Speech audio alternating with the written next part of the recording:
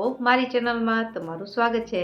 તો આજે આપણે બનાવીશું આથેલા ગુંદની રેસીપી, જે ડિલિવરી ટાઈમે મોટાભાગે લેડીઝને અપાતો હોય છે અને એ જે ગુંદ છે એ કમર અને પેટની ચરબી દૂર કરવામાં ખૂબ જ મદદરૂપ થાય છે।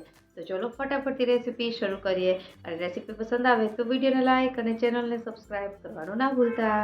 તો આથેલો ગુંદ બનાવવા માટે મેં અહીં એક નાની વાટકી જેટલો કાચો ગુંદ લીધો છે અને સાથે કાજુ અને બદામ।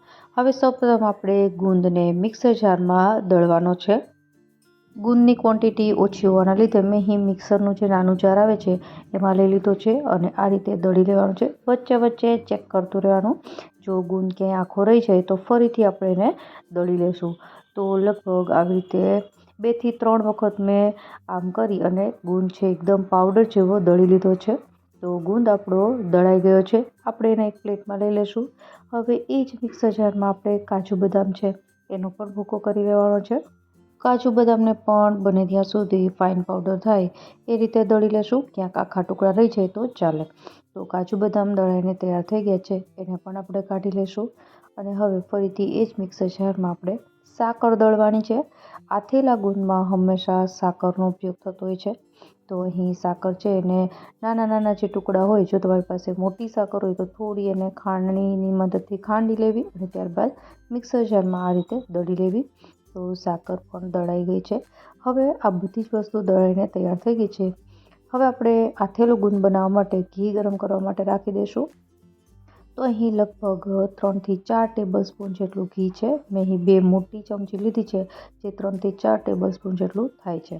હવે ઘી ખાસું એવું ગરમ કરવાનું છે, એકદમ ગરમ થાય ત્યાં સુધીમાં આપણે અહીં એક મોટું વાસણ લેશું, જેમાં આપણે સૌ પ્રથમ ગુંદ જે દળ્યો હતો એને આપણે લઈ લેવાનો છે। અને સાથે સાથે હવે ઘી ગરમ થઈ ગયું છે, તો અહીં ચમચાની મદદથી આપણે આવી રીતે રેડવાનું છે। ઘી એકદમ ગરમ હશે અને ઉપરથી તમે આવી રીતે ગુંદમાં રેડશો એટલે ગુંદ છે એ ફૂલવા લાગશે અને એક રીતે કહીએ તો છણછણવા લાગે છે ગુંદ। તો આ રીતનું ઘી છે આ ગરમ કરી અને ગુંદમાં એડ કરવાનું છે।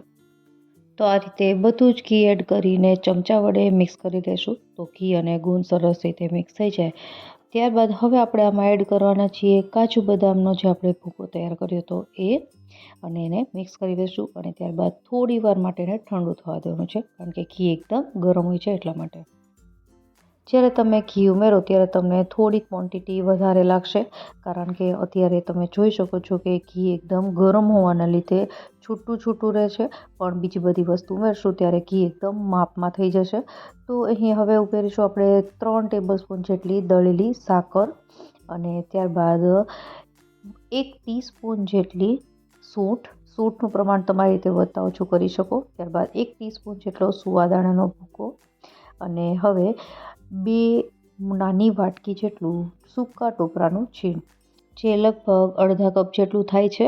અને આ બધી જ વસ્તુને મિક્સ કરી દેવાની। જ્યારે પણ તમે ડિલિવરી માટે આથેલો ગુંદર બનાવો ત્યારે ટોપરાનું છીણ તૈયાર ન વાપરવું। ટોપરાના વાટકા માર્કેટમાં ઇઝીલી મળે છે, એ સૂકા ટોપરાને તમારે ખમણીને તૈયાર કરી લેવાનું છે।